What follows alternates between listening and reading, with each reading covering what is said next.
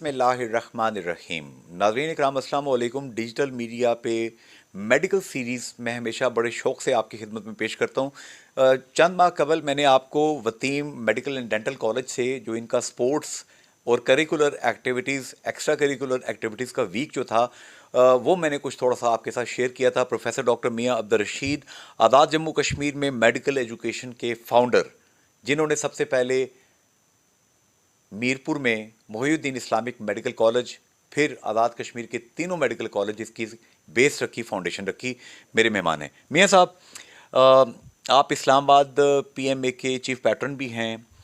Shanghai cooperation organisation SCO की यहाँ पे सरबराह इजलास भी हुआ। नए होराइजन्स क्या हैं, डॉक्टर्स के मसाइल क्या हैं? शुक्रिया जी।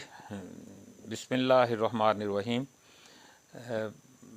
वक्त के साथ साथ चीज़ें बदलती रहती हैं और हालात से फिर बाज़ पॉजिटिव हो जाते हैं, बाज़ नेगेटिव हो जाते हैं।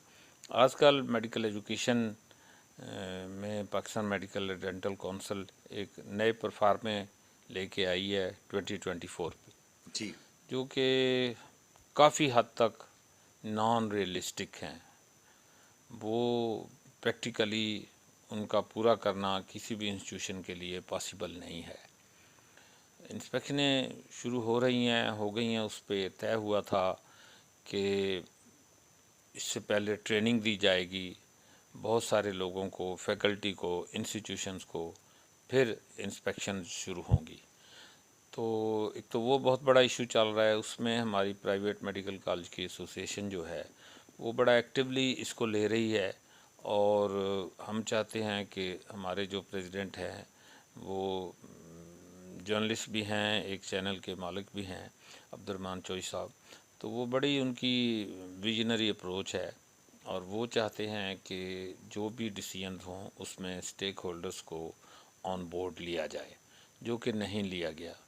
तो एक तो ये इशू चल रहा है। दूसरा, Islamabad health care regulatory authority बन गई है। नए बोर्ड बना है, गवर्नमेंट ने नॉमिनेट किया है और हमारे ही पीएमए के सरपरस्त थे डॉक्टर रियाज जंजुआ, तो वो उसके चेयरमैन बने हैं। तो ये हमारी 2 दिन पहले इस्लामाबाद में एक बहुत बड़ा सेमिनार हुआ जिसमें कि पाकिस्तान मेडिकल एसोसिएशन ने अरेंज किया और उसमें Islamabad health care regulatory authority के जो सारे नॉमिनेटेड नए लोग थे उन सब ने शिरकत की। तो उसमें ये बात तय हुई कि जिस तरह उन्होंने डिसाइड किया कि स्टेक होल्डर्स को हम ऑन बोर्ड लेंगे, तो जो एक्चुअली इंटरनेशनल इदारे चाहते हैं कि पाकिस्तान में हेल्थ सिस्टम जो है वो इम्प्रूव हो। सही। तो अब उसके लिए डिफरेंट स्टेजेस होनी चाहिए। जो हमारी Islamabad health care regulatory authority है, इसके 549 यानी 549 इंडिकेटर्स हैं। ठीक। उनमें से गुजरेंगे और 95% मार्क्स लेंगे तो कोई जीपी, कोई हॉस्पिटल, कोई टीचिंग इंस्टीट्यूशन, कोई और बड़ा इदारा, बड़ा हॉस्पिटल थ्रू होगा। अभी तक कोई भी इदारा ऐसा नहीं है जिसको कि Islamabad health care regulatory authority ने पर्टिकुलरली प्राइवेट सेक्टर में उसको थ्रू किया हो। अब इस मसले का हल क्या है? 549 इंडिकेटर हैं। जो जीपी है उस पर भी वो लागू हैं, 50 बेड के हॉस्पिटल पे भी हैं। तो अभी ये चीज़ तय हो गई है उनके साथ कि पाकिस्तान मेडिकल एसोसिएशन प्रपोज करेगी परफार्मास और वो परफार्मा एट लेंथ डिस्कस होंगे। अच्छा। उन पे बहस होगी, बहस मुबासा होगा। जो Islamabad health care regulatory authority परफार्मे हमें देगी उनको भी हम कोशिश करेंगे, जो गैप है उसको कम करेंगे। तो गैप अगर कम हो जाएगा, ऑन बोर्ड होंगे, तो उस सूरत में काम करना बड़ा आसान हो जाएगा। दूसरा जो सबसे बड़ा चैलेंज है जी। वो ये है कि भरमार है non qualified, non licensed illegal practitioners की, जो डॉक्टर भी नहीं हैं और उनको बिल्कुल उन पे चेक नहीं है। बहुत सारे महकमे उनको कवर देते हैं। एग्जैक्टली। तो वो कवर में मंथली सिस्टम चलता है, उसके तहत वो चल रहे हैं और बिल्कुल उनका कोई आज तक किसी इदारे ने उनका कुछ नहीं बिगाड़ा, क्योंकि वो एक अंडर द टेबल उनकी सेटिंग होती है, इसलिए वो चल रहे हैं। माफिया तो ये भी हमने वर्डिक्ट दिया है पाकिस्तान मेडिकल एसोसिएशन, हमारे प्रेसिडेंट हैं अख्तर बंदेशा साहब और जनरल सेक्रेटरी डॉक्टर अजमल ने, हमने कहा है कि कोई ऐसा डॉक्टर जो किसी नॉन डॉक्टर को कवर देगा उसको हम पाकिस्तान मेडिकल एसोसिएशन से निकाल देंगे और उसका सोशल बाइकआउट करेंगे। दूसरा ये है कि क्वेकरी को, इलीगल प्रैक्टिसेस को ख़त्म करने के लिए हम भरपूर साथ देंगे IHRA को और उनके साथ मिल के चलेंगे और एक टीम के तौर पे हम काम करेंगे। तो इस्लामाबाद हेल्थ के रेगुलेटरी अथॉरिटी जो कुछ ये कर रही है, ये नॉन रियलिस्टिक किस्म की या रॉकेट किस्म की जो साइंस अप्लाई उन्होंने करना चाही है, उनके एडवाइजर्स कौन हैं कि बतदरीज इम्प्रूव करने की बजाय उन्होंने कहा जी यकदम आप वो तो थे, अब वो बोर्ड ख़त्म हो गया, पहला बोर्ड ख़त्म हो गया, अब नए लोग आए हैं और उनमें बहुत रियलिस्टिक लोग हैं, बड़े समझदार सियाने लोग हैं और वो सारी बातें उन्होंने इन प्रिंसिपल हमारी सारी बातों को सपोर्ट किया। हाँ, उन्होंने माना। अभी मैंने आपको बताया ना, डॉक्टर रियाज जंजवा हैं, वो उसके चेयरमैन हैं और बाकी पूरे पाकिस्तान से हैं, पेशावर से हैं, हैदराबाद से हैं, कराची से हैं, पूरे पाकिस्तान से उसमें लोग आए हैं, एक्सपर्ट्स हैं जो कि गवर्नमेंट ने सिलेक्ट किए हैं और सिलेक्ट करने के बाद उनको ये टास्क दिया है। तो अब आप क्या देख रहे हैं प्रोफेसर डॉक्टर मियां अब्दुल रशीद साहब, चूँकि आप सिर्फ आज़ाद कश्मीर में आपने फाउंडेशन नहीं रखी मेडिकल एजुकेशन की, पूरे पाकिस्तान में मैं लाहौर गया, वहाँ पे आपका नाम लिया, लोगों ने इज़्ज़त दी। मैंने पाकिस्तान के जिस हिस्से में जाके आपको कोट किया, लोगों ने आपके रेफरेंस से मुझे इज़्ज़त दी। इट मीन्स के पूरी फ्रेटर्निटी आपको जानती है अच्छे तरीके से, आपकी रिस्पेक्ट करती है। तो होना तो ये चाहिए ना कि आप जैसे साहिबुर राय लोगों से पहले राय ली जाए और फिर उसके बाद जो चीज़ें हैं उनको ड्राफ्ट किया जाए। बिल्कुल ऐसे ही होना चाहिए। तो इस्लामाबाद की हद तक तो ये एक बहुत बड़ा स्टेप है। दूसरी ये बात है जो मैं पहले बात कर रहा था पाकिस्तान मेडिकल डेंटल काउंसिल और नए परफार्मर की, इसमें एक बहुत बड़ी कबाहत ये है कि पिछले दौर में जो PTI का दौर था, उस दौर में जो मेडिकल कॉलेज रिकॉग्नाइज किए गए थे, अब जो इदारा है जो कि नए एक्ट के तहत बना है 22-23 में, ये उन कॉलेज को नहीं मान रहे और ये एक बहुत बड़ा इशू बना हुआ है। वो कॉलेज जिनमें हज़ारों तलबा पढ़ रहे हैं और एक उस वक़्त के एक्ट के तहत वो कॉलेजेस बने थे। अब वो एक्ट ख़त्म हो गया, नया एक्ट आया तो उसमें लिखा भी हुआ है कि पुराने तमाम डिसीजन जो हैं वो कैरी फॉरवर्ड होंगे, लेकिन ऐसा नहीं हो रहा। उसका नतीजा ये है कि बहुत बुरी तरह लिटिगेशन में सारे के सारे कॉलेजेस इन्वॉल्व हैं, तकरीबन 19 कॉलेज हैं जो इसका शिकार हो रहे हैं।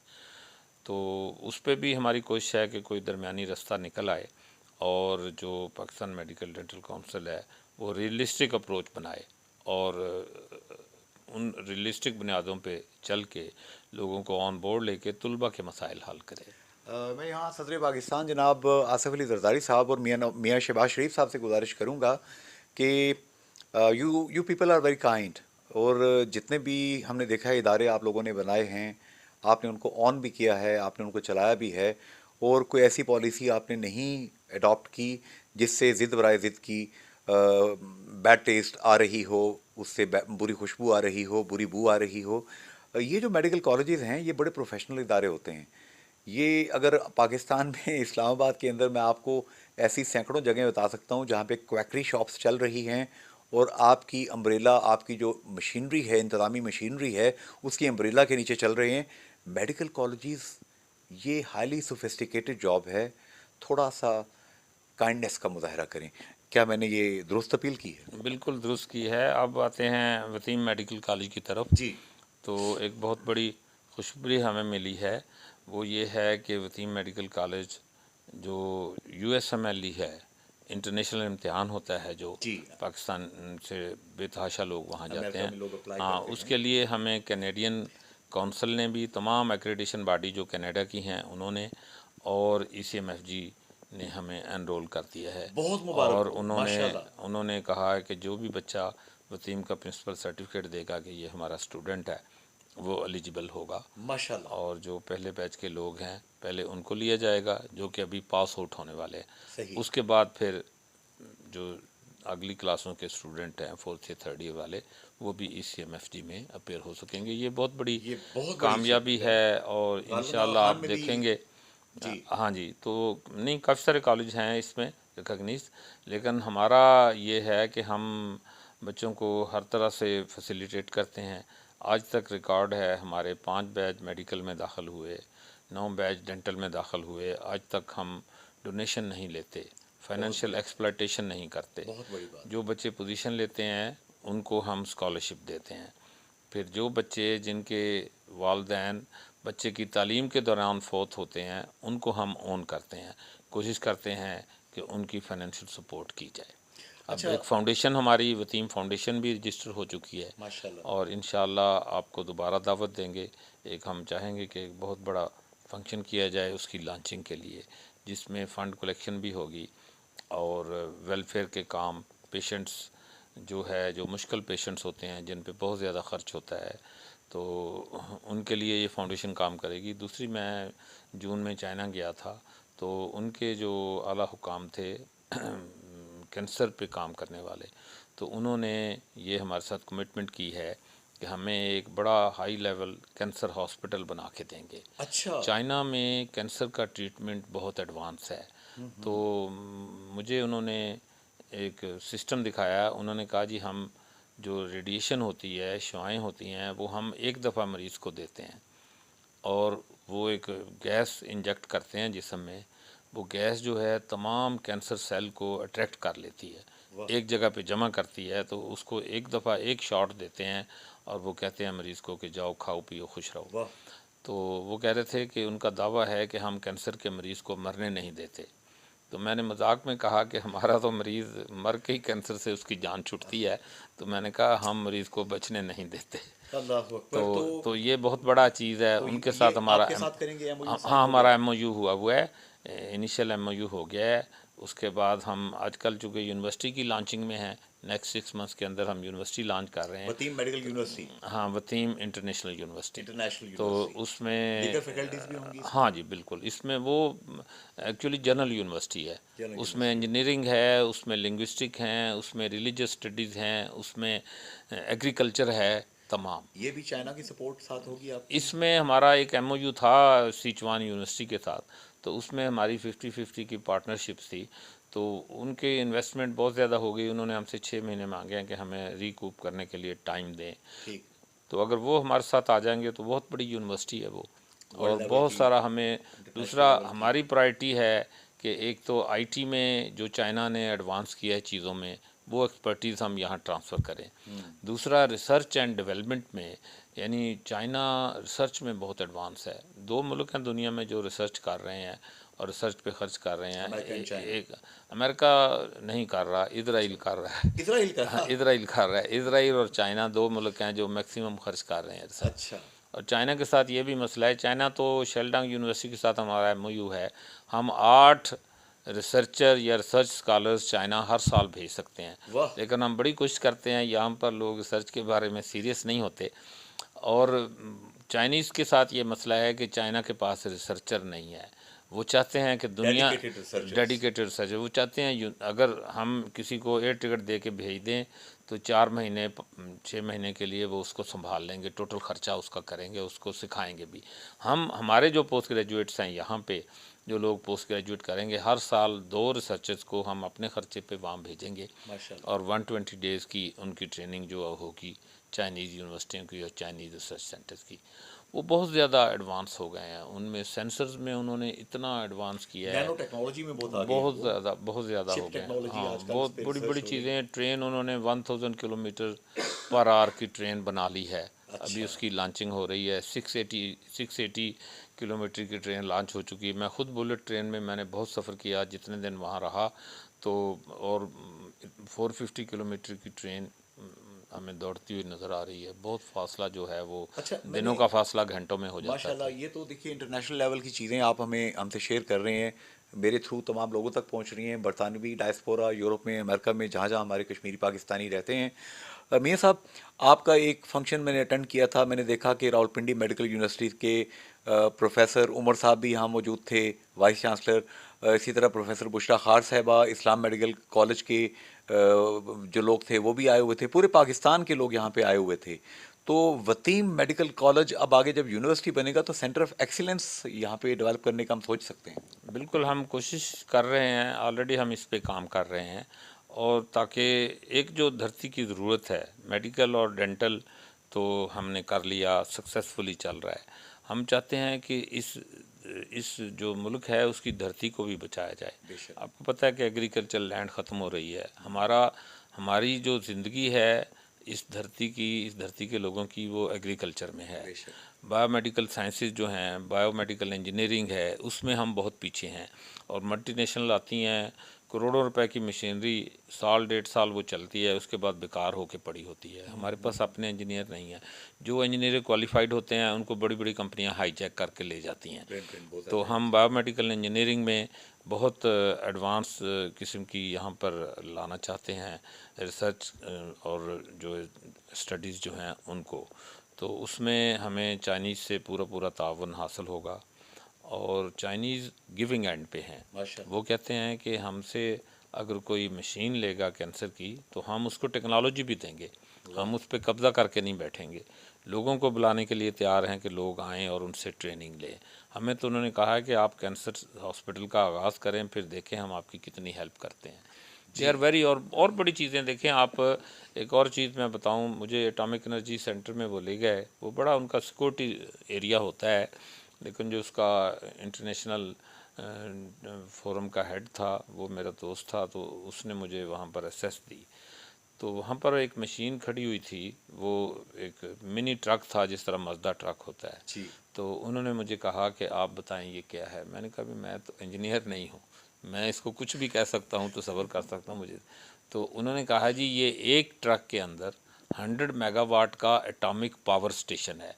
मैं सर 100 मेगावाट का एक ट्रक के अंदर। एक ट्रक के अंदर मैं इतना सुन के, चूँकि आपको पता है कि मीरपुर में कोरियन की मदद से 1 मेगावाट का पावर स्टेशन 16 एकड़ ज़मीन में 6 सालों में बना। जी। और 6 एक सालों में ट्रक के बना। अंदर 100 मेगावाट 100 मेगावाट का एक ट्रक के अंदर लोडेड मैंने देखा।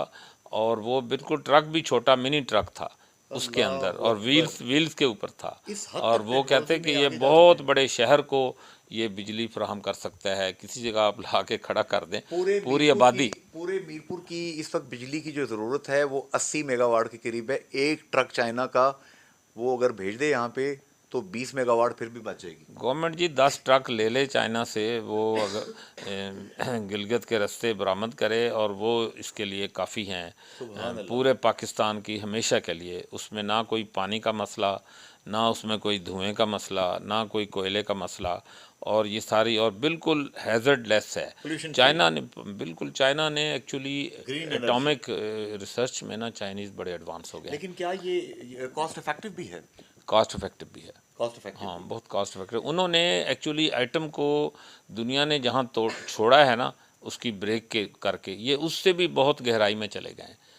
ये अब एटम की न्यूट्रॉन प्रोटॉन से आगे जाके उन्होंने उसमें से मीन्स निकाले हैं जिससे कि एनर्जी प्रोड्यूस होती है। और ये अब और वतीम यूनिवर्सिटी जो है, टेक्नोलॉजी यूनिवर्सिटी जो है, हम विश कर सकते हैं कि आप ये टेक्नोलॉजी ट्रांसफ़र, ये सारी चीज़ें यहाँ अप्लाई करें। इंशाल्लाह हमारा ये पैशन है। और हम हमारे साथ लोग कमिटेड हैं इंटरनेशनली। और इंशाल्लाह आहिस्ता आहिस्ता हम आगे बढ़ रहे हैं, ग्रेजुअली आगे बढ़ रहे हैं।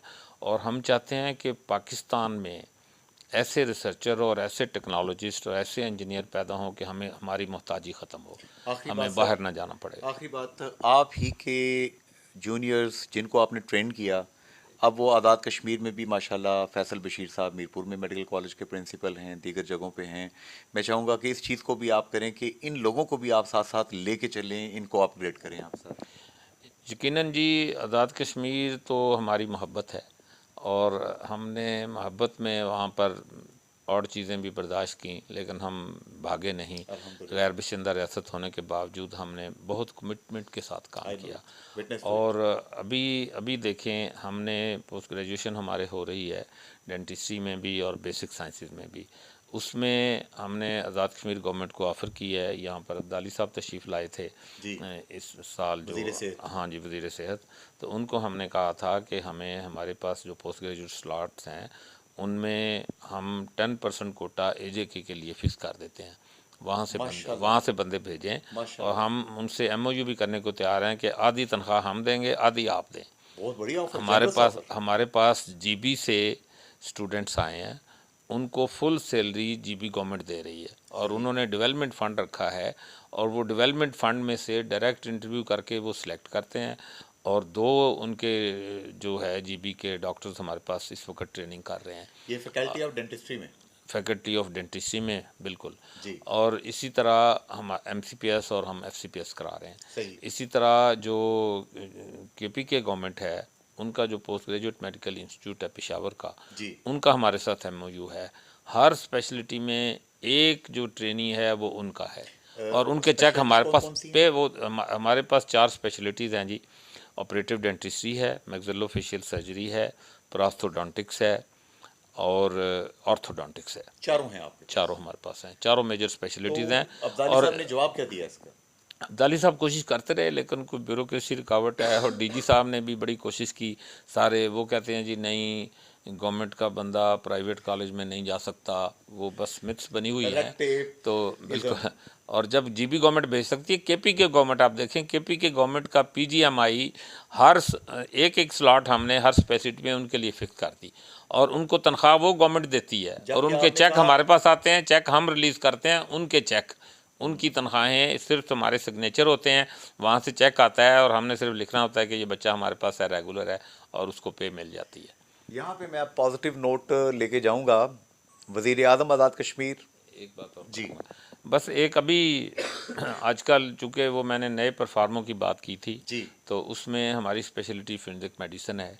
ये बड़ी इम्पॉर्टेंट स्पेशलिटी है, और इंसाफ दिलाना लोगों को, आवाम को, उसके लिए इस स्पेशलिटी का फलना फूलना, आगे बढ़ना बहुत ज़रूरी है। बेशक। तो आजकल इस पे भी कुछ लोगों की नज़रें हैं कि इसको रिड्यूस कर दिया जाए, अच्छा। और इसमें फैकल्टी को कम कर दिया जाए, या किसी और सब्जेक्ट के साथ क्लब कर दिया ये तो जाए। ज्यादती है। तो ये गवर्नमेंट का सब्जेक्ट है, स्टेट सब्जेक्ट है, और इसमें किसी भी सूरत में तहरीफ नहीं हो सकती, क्योंकि पाकिस्तान में क्राइम इतना ज़्यादा है, सोसाइटी इतनी वल्नरेबल है, कि अगर इसमें इंसानी जिस्म की ज़रबात के ऊपर इंसाफ दिलाने वाले अगर पीछे हट गए, या उनको पीछे कर दिया गया, तो ये बहुत बड़ा कौमी नुकसान होगा। तो इसकी तरफ भी हुकूमत को डायरेक्ट तवज्जो देने की ज़रूरत है, ताकि ये सब्जेक्ट जो है ना, वो अपने अरूज पे पहुँचे।